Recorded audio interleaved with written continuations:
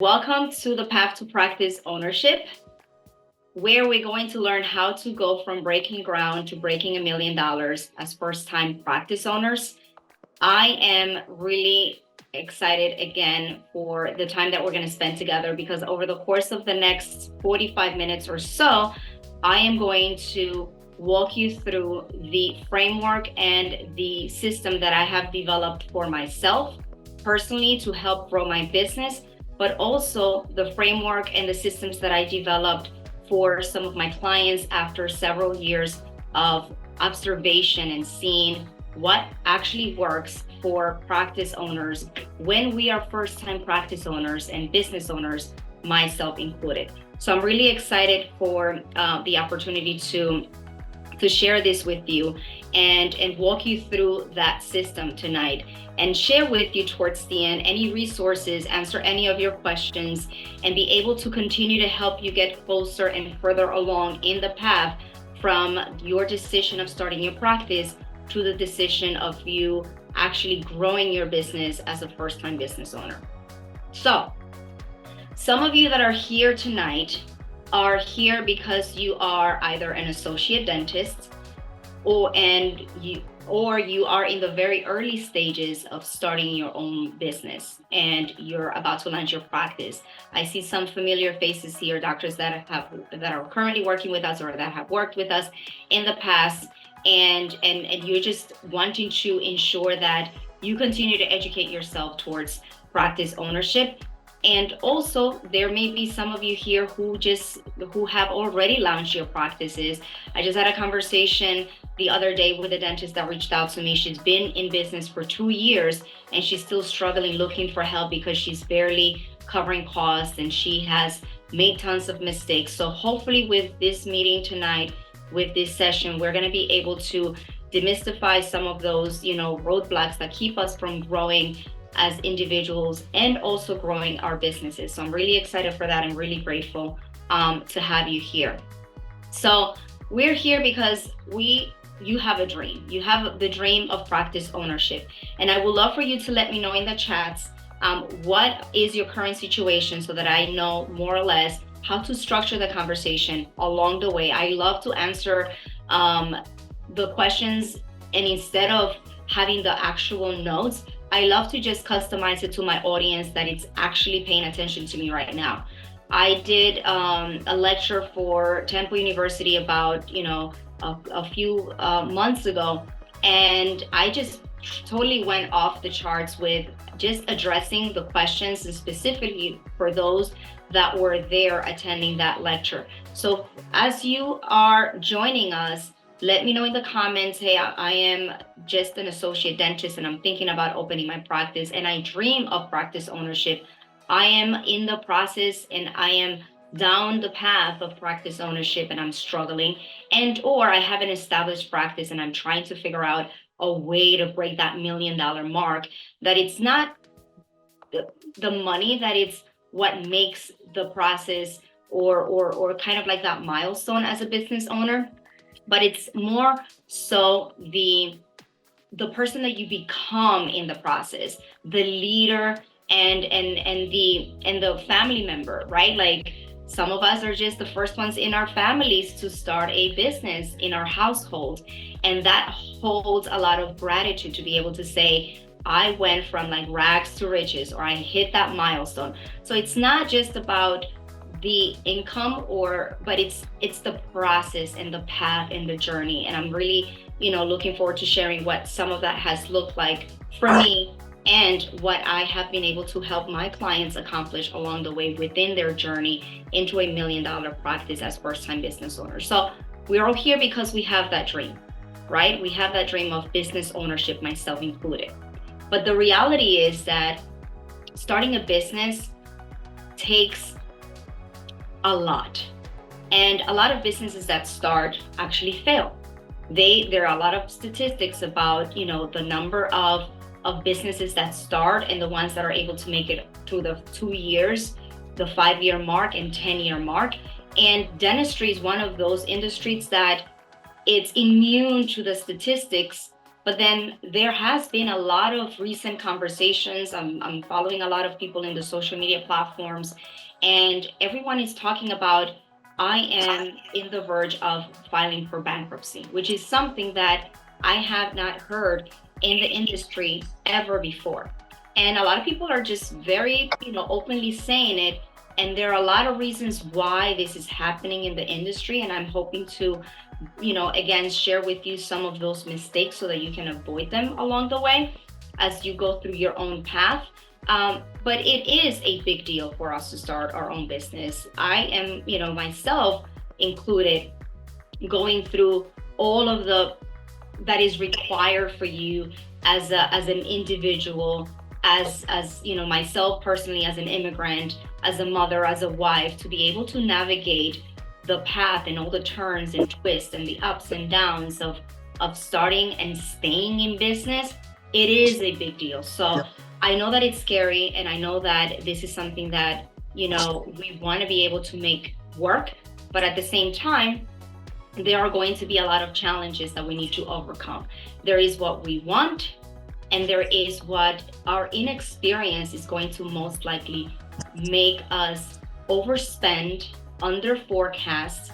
We're going to go through a lot of, time and trial and error, and it's going to cost us a lot of stress that we bring home to our families, to our kids, to our spouses, and we bring to our businesses. And we are energy, and energy is contagious. And we can sense when we go into a business if the business is doing well or if the business is not doing so well. I have dentists that reach out to me and they say, within 2 years of practice ownership, Maritza, can you help me? I am having a lot of turnover. I don't know what to do with my team. They're leaving, and I asked them, tell me a little bit more about what you've done and what you haven't done.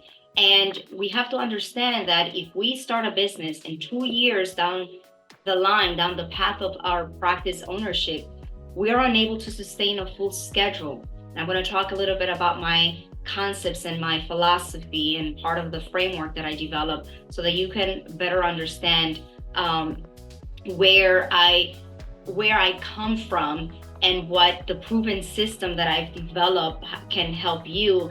And, not just as a business, as a dentist, but as an individual starting a business like myself, because I developed this framework for myself. I've seen it work for me. I've seen it work for my clients, and I'm hoping that it would do the same for you. So our first practice, or your first practice, is going to be, if not the biggest purchase in your lifetime, besides dental school or maybe a house. But this is one of the biggest purchases you're going to have in your career. And so what you want is, on the one hand, waiting for you. You want work-life balance. You want increased income. You want autonomy.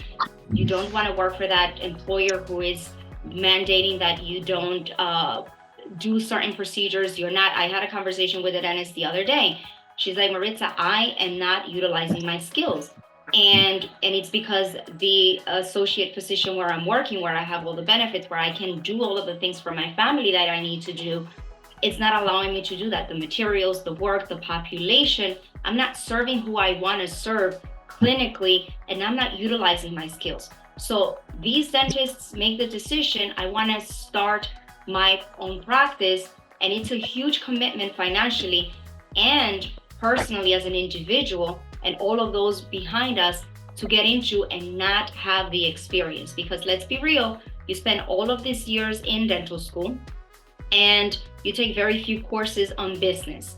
And so one of the things that you don't do is learn how to run a business. And you don't need to run a business. If once you decide to start your own practice, that's going to be your MBA. But then there are going to be tools and strategies that you need to incorporate in order for you to make sure that you graduate successfully and are able to get your business into a place where you are generating the income and getting that life balance that you want. So what I want to teach you tonight is, I want to teach you how do you select a smart location for your first practice. I also want to teach you, Shayla, there are people in the waiting room, and I don't want to lose my train of thought. So if you can just allow them in as they come in. And welcome those of you who are joining us right now, I'm going to make sure that after my presentation, which is going to be about 45 minutes or so, I open up the chat so that we can have like an open discussions. I'm happy to answer your questions and or give you a link to my calendar so you can schedule a time with me one-on-one. But what I want to teach you tonight is, again, how do my clients that are successful select a smart location for their first practice? And how do they lounge in a well-oiled machine that is operationally successful, where they're not coming home pulling their hairs out and not being able to spend quality time with their significant others because there's just so much operationally going on in the practice. And also, most importantly, how do you grow into a $1 million practice using that framework that I shared with you that I have created and in that blueprint. And I wish I had more time to do that, and I'm trying to work on the details of putting together. I'm going through the process of a couple of venues so that I can do a done with you workshop on a lot of the areas that I focus on, that I do with my clients, so that you can actually do this implementation yourself should you choose to do that. But that's kind of like up in the air. I will keep you posted, and if you are still receiving emails from me when the time comes, if you're interested, let me know, and I'll be happy to extend the invitation. So that's what I'm going to be teaching you.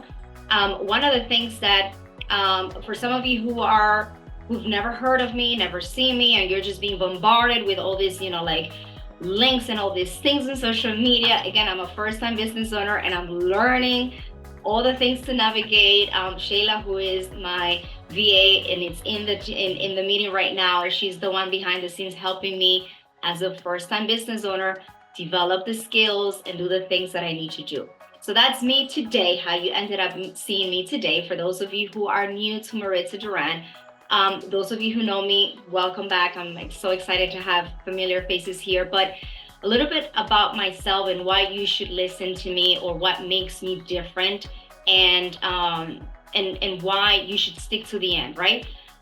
I started my career as a clinical dental assistant back in 1998. And most recently, I founded my company. I'm the CEO and founder of MDen Consulting Services.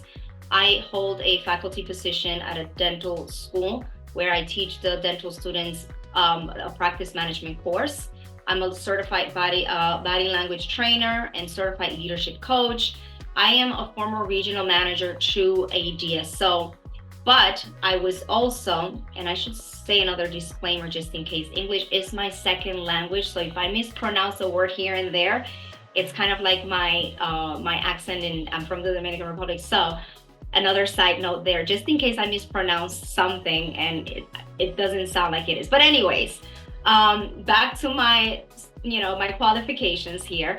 So I became regional manager to a DSO practice, but I started working for that same DSO as the clinical assistant when it was just one office. Then I was promoted to a front desk position at a new startup practice that I grew into a $2.8 million practice yearly. 5 years into me running that practice, I was pulled out of that office to help with an expansion that led to 15 offices in total. And my job was to drive to each of these locations that we strategically selected to go in and do the startup, to go help launch the practices.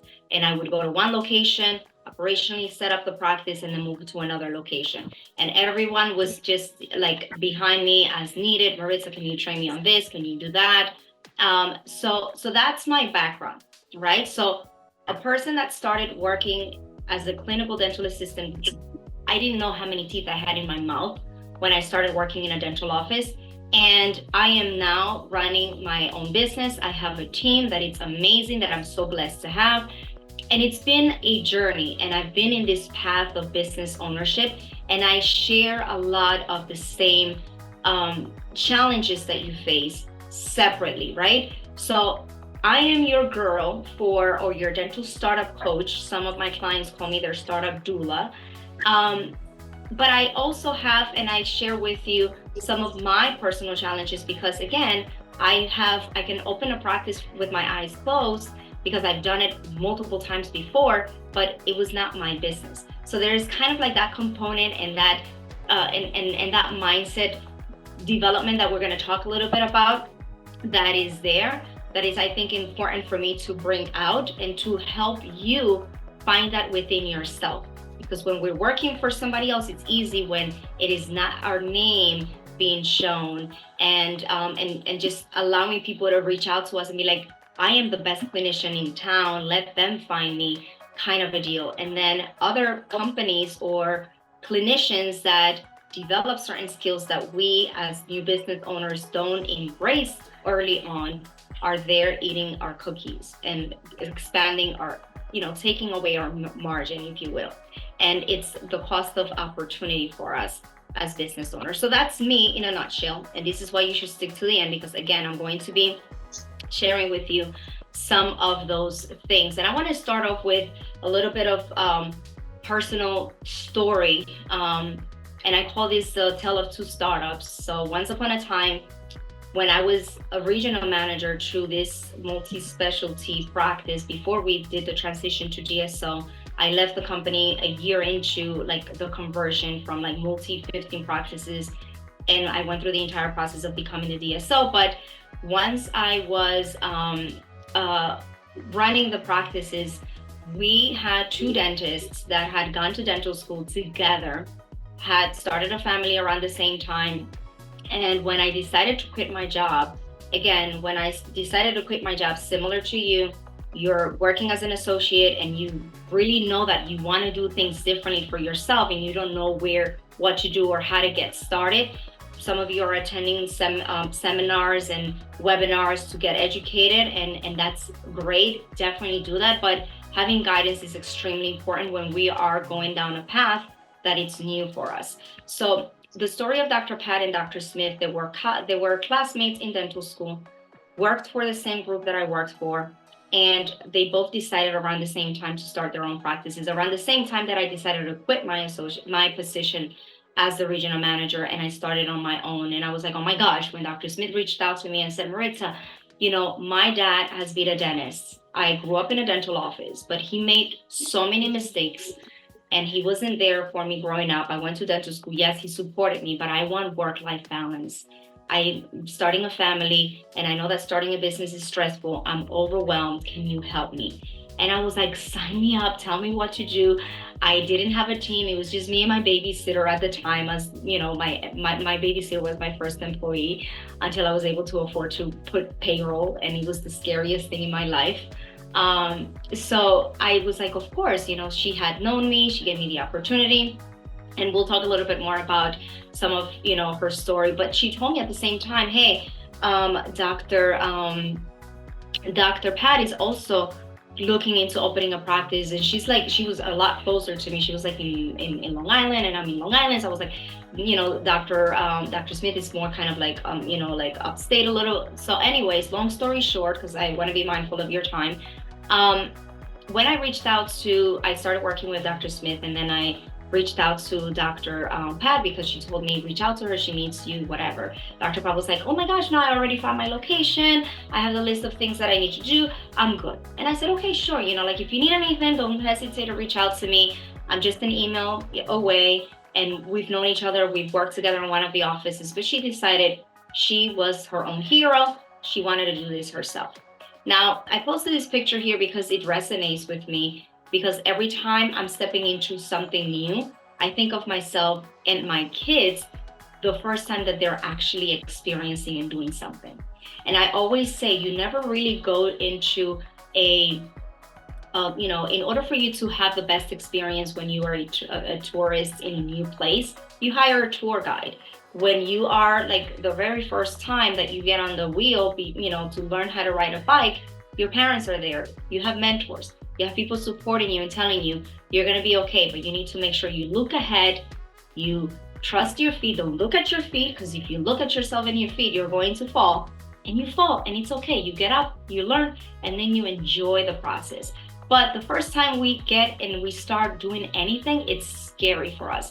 And just thinking about, their story and how things turned out for them, it just, it's very sad, and I wish, that I was a little better as a business owner myself, to be better salesperson, to be able to get her business and address her objections at the time. But we were all learning. I was getting behind the wheel for the first time as a consultant. They were each getting behind the wheel, the steering wheel, as first time business owners. We were all three young moms starting our businesses and starting our families at the same time, and we all went in our different paths, and some of us are here. And so I'm about to get started on the nitty-gritty of the presentation, and I'm going to go really fast into what I'm about to share with you. So just, if you haven't done so, if you took a break or anything, grab your cup of coffee and post your questions in the chat. Okay, so we're going to get started with the actual content. The first thing that I'm going to share with you are my 5 guiding principles to successfully navigate our path to success. And again, this is something that I developed for myself, and I am using it as the guiding principles to create frameworks and processes for my clients and for my business included, to make sure that we are able to reach those levels of success. And my 5 guiding principles are understanding your vision, the people, numbers, training, and systems. And we're going to talk and break it down a little bit, but I don't have time for all of them, so I'm just going to focus on one and give you some case studies, because I know that all of us here joined because of the promise of the $1 million practice. I'm going to show you how we did it for some of our clients and some step-by-step strategies and tools that you can use. And towards the end, if you have any questions, then I'm happy to schedule a one-on-one with you to walk you through that process, or share any resources. But these are my 5 guiding principles. I feel that everything we do in our business, it's somehow connected to one of these 5 core pillars. And so and there's another concept that I want to share with you before I dive deeper, which is the concept of tangibles and intangibles. I broke down my framework into 2 kind of stages, because we have, from the time that we decide that we want to start our business, the planning, the business plan, who am I going to serve, your avatar, your target audience, your differentiator, all of the things. How am I going to afford this? Is my practice going to bring enough patients? Those are all the intangibles. And most importantly, our mindset and the people around us, and our upbringing. Like, I am an immigrant, and I am the first woman in my family to start a business. So just saying on the dining table, like, I want to quit my job, was like raising, eyebrows. My mom to this day doesn't really understand what I do. She's like, "Oh, you're like the doctors for the doctors." That's what she tells me. So we have this 2-part component, right? Like, we have intangibles, which is what happens behind the scenes, or what happens in your journey or your path pre-opening. And then we have our post-opening operational things. Our lives and these 5 principles are always moving and always in activity, one way or another. So to give you an example, if you have your intangibles in place, as far as kind of like the pre-opening for your vision and your values, then when comes time for you to start searching for your employees, you're going to develop a culture within your business that is going to be in alignment with your core values. If you don't do the exercises that are part of the framework and the process for that particular, key component or pillar, if you will, you're not going to be able to hire the right people. Then if you don't hire the right people, and you don't have and they're not on the right seats, you're not going to achieve the numbers, right?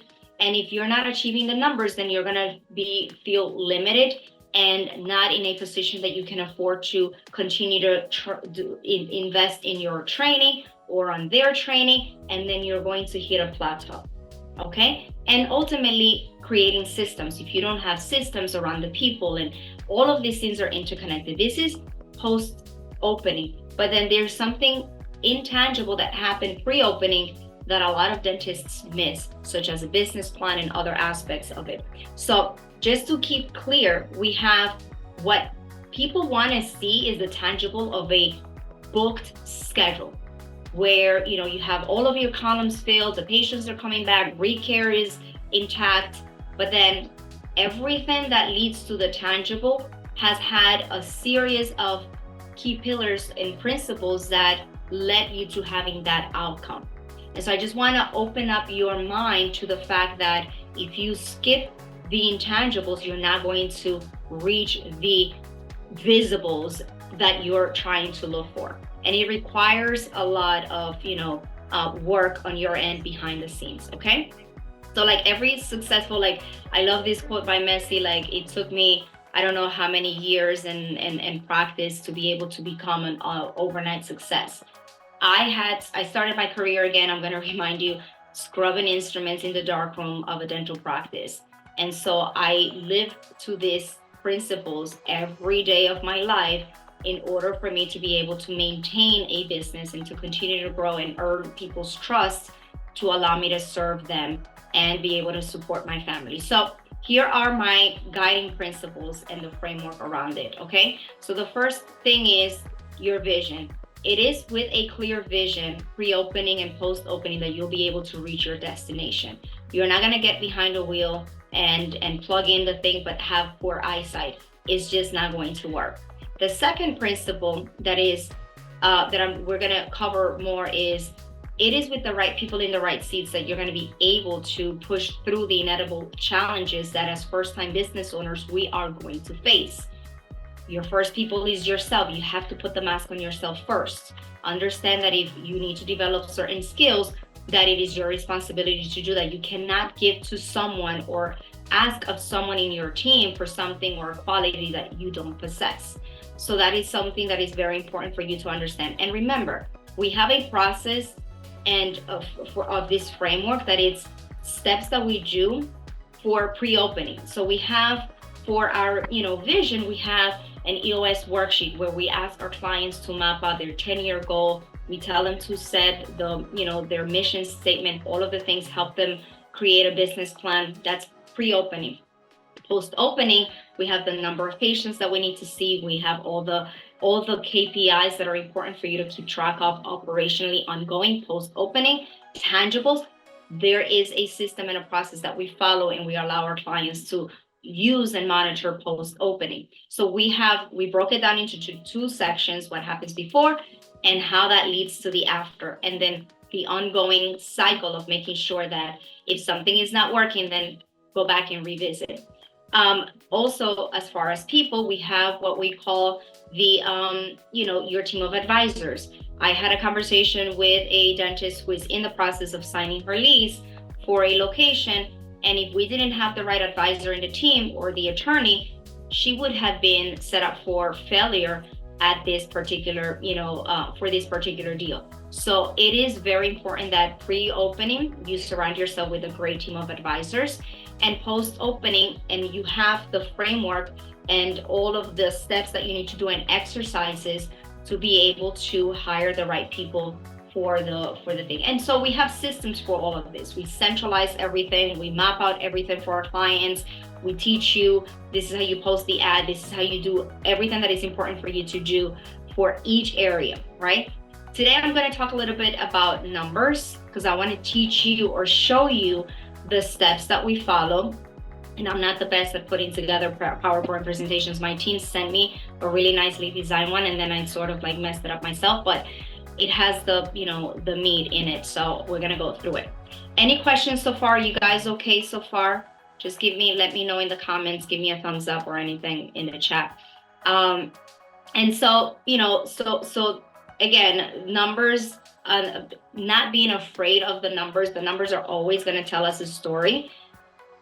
I myself, a lot of times when you're not doing well, you don't want to look at the bank account, and that happens, like you're afraid of how you're going to cover payroll and do all these things. So there are systems and strategies that you can implement as a first-time business owner that will allow you to create a healthy habits for engaging and embracing your numbers. So part of what I'm going to show you today, it's targeted more towards the numbers and how we lead to kind of like the pre-opening and how we put everything together for our clients. But it is important for you to know that this is a principle that every successful business owner has. Do not hire away from the numbers. Do not say, I haven't looked at my books, or I haven't looked at my accounts receivables, or, if you start creating from the moment that you decide to start your business, put in systems and strategies in place to cover all of these different, components, you're going to be able to build a predictably successful practice. And the fourth principle is leadership and training. We need to understand that training, it's never ending. We have the responsibility to understand and develop the skills that we don't have. Clinically, that's something that you want to enhance your clinical skills for the long-term goal. If you're, envisioning treating patients for implants and so on and so forth, for your long-term aspirations clinically, you're going to reverse engineer and start looking for the areas and the locations that are going to allow you to perform that long term. Like my client who is saying, I want to start my practice because I am not utilizing my skills. However, what we learn, we also have to teach our employees. So you have to be developing them as well. But the development, like I said before, you have the overall responsibility to learning how dental insurances work, so that you know how to submit a claim. When a claim gets received, how do you reconcile the account? You're not responsible for the task, but yet you have an understanding of how it's done because you've taken the time. Remember, this is your MBA, Master's in Business Administration, your own business, and you're not paying extra money. You're generating money through going through this program for yourself. But the education needs to continue there on the business side as well. So this is my, and systems, again, systems are, lastly, are processes that we do on the ongoing basis to get a predictable, consistent outcome. So I always tell my clients, and this is something for myself, when something works, just make sure that we replicate it. We don't come to an office, and I went to this seminar and there was someone that was like a lead magnet. Oh, here is, like your SOPs, go for it. We don't function that way. So what we do is, and what we teach our clients is, once you are going through the process, like we centralize all of the milestones of the process of finding the location, of feasibility assessment, the demographic analysis, setting up the budget. We systematize all these things so you create those habits from here on.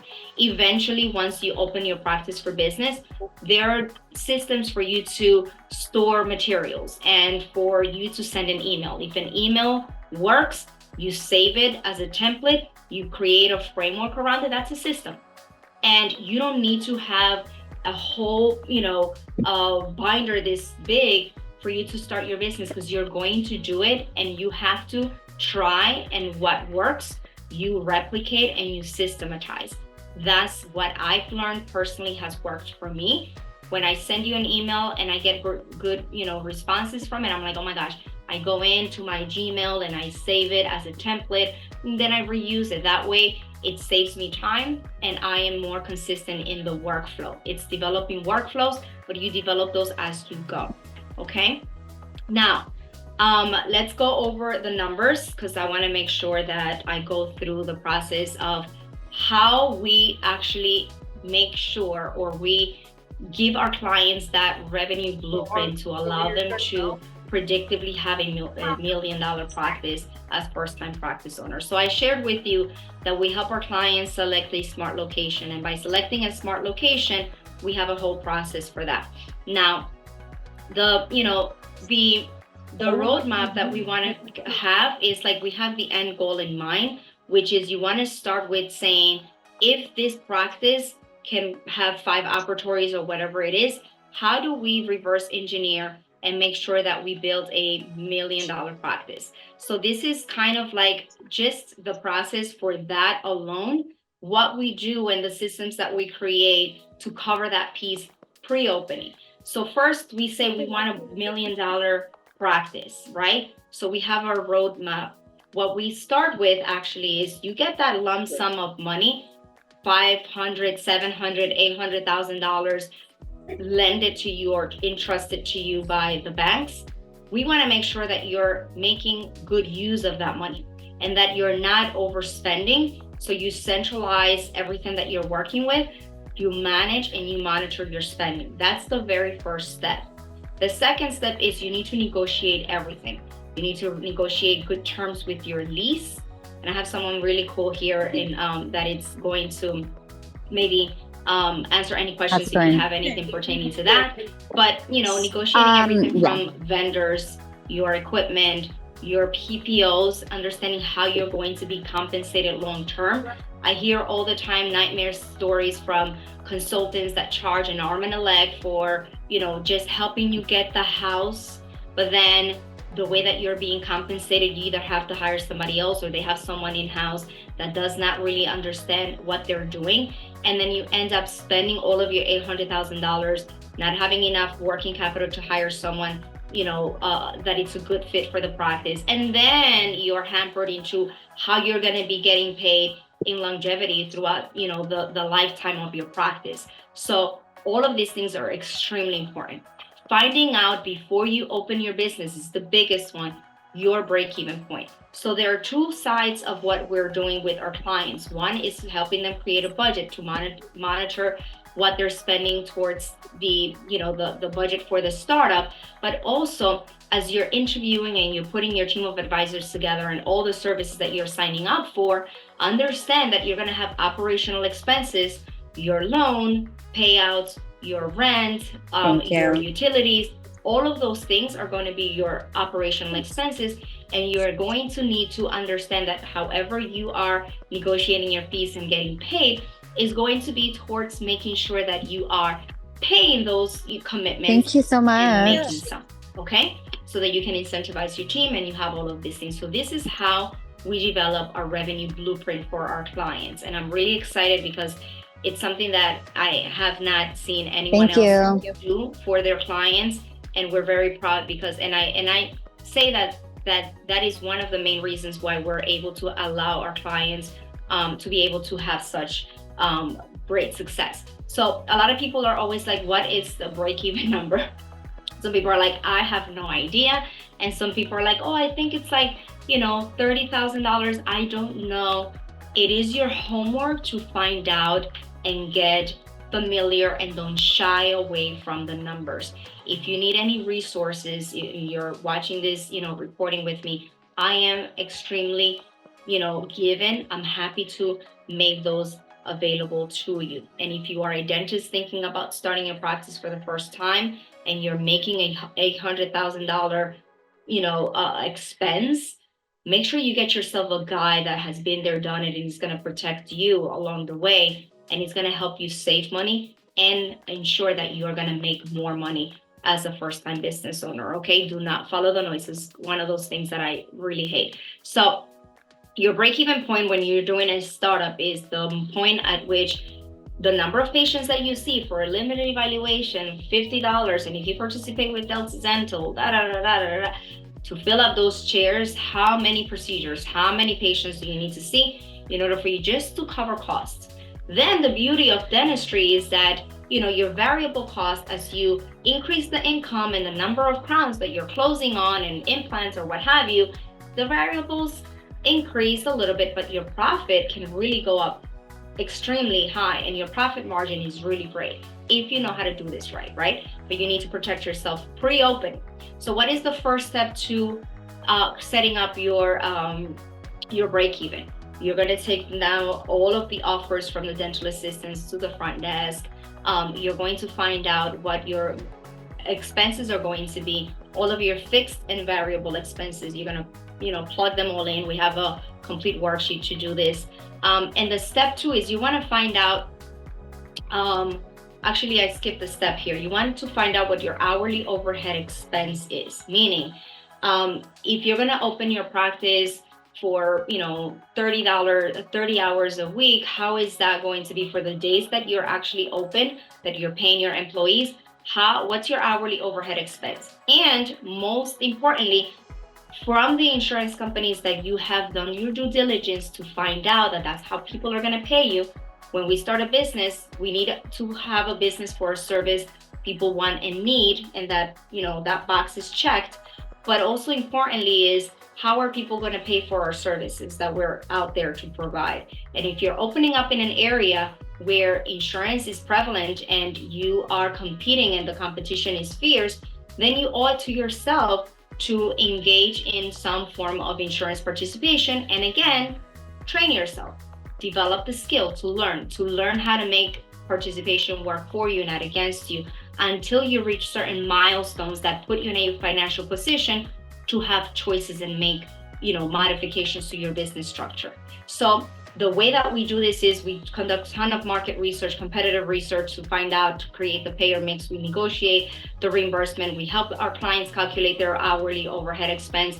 And then we make sure that we are keeping it in alignment where we're not overspending our hourly for how we're scheduling those patients. So remember the tangible, hey, we want a fully booked schedule, but what if you're scheduling a patient for 40 minutes and it's just a $45 exam, because they have Delta Dental? So strategically navigating all of these different aspects is going to help you get there faster.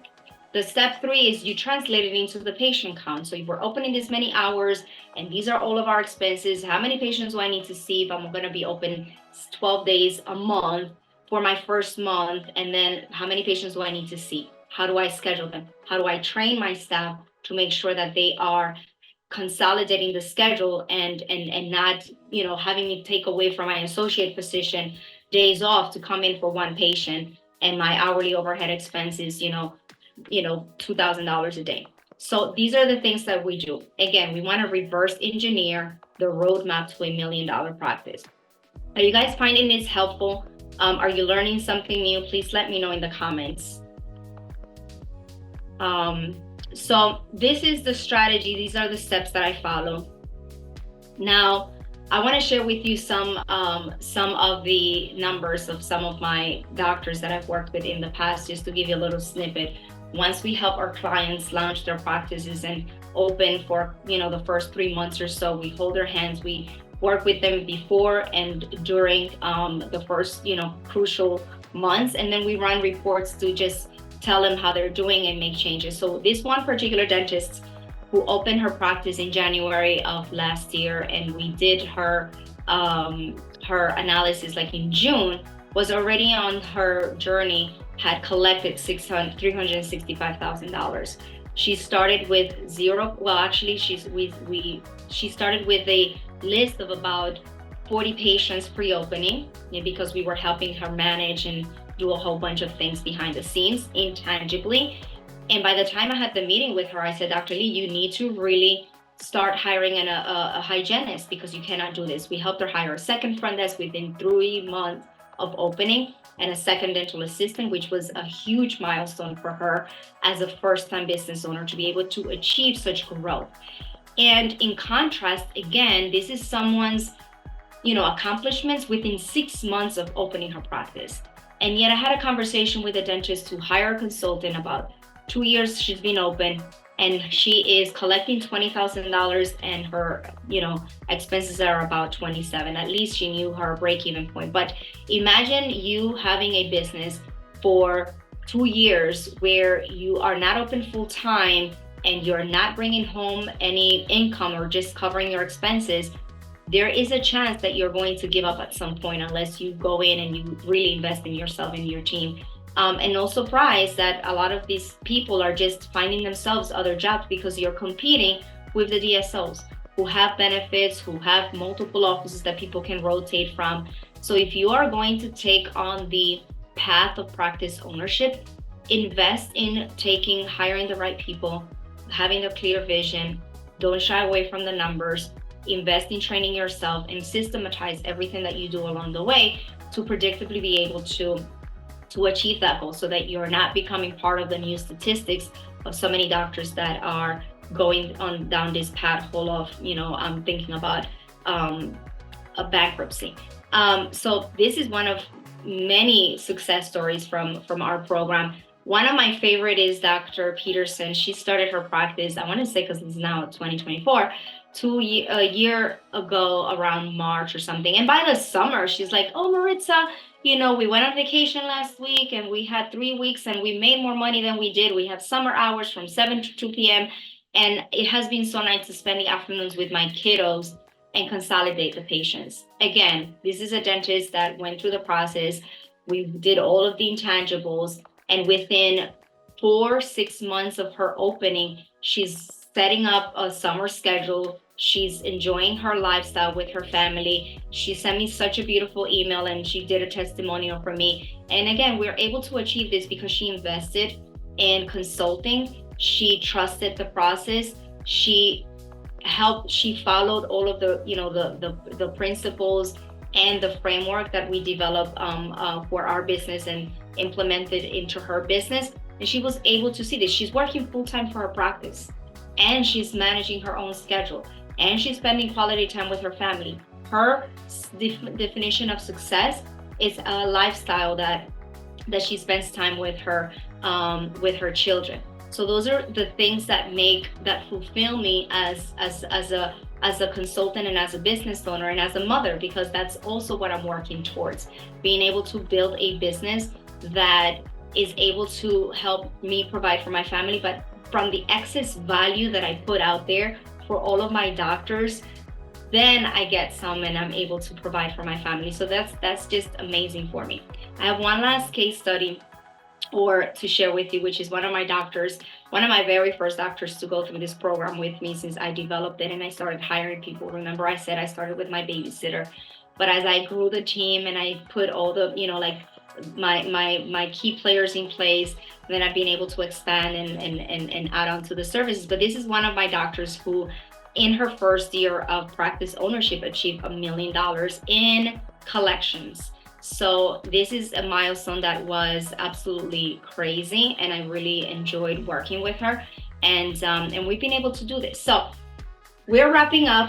I just want to say that my family is my driver. I am here today, as I said before, as a new business owner myself, knowing that we start this because we want to improve ourselves and and the future of our families, and they put in a lot of effort into us getting to where we want to go. So we have the responsibility to work on ourselves and develop the skills that we need to develop to serve our patients, in your case, and for me to serve you and be morally committed to our growth and development. So my family drives me so that I can push you to make sure that you're also accomplishing those goals and being able to fulfill your dream of practice ownership and do it in a way that it's both profitable and fulfilling for you.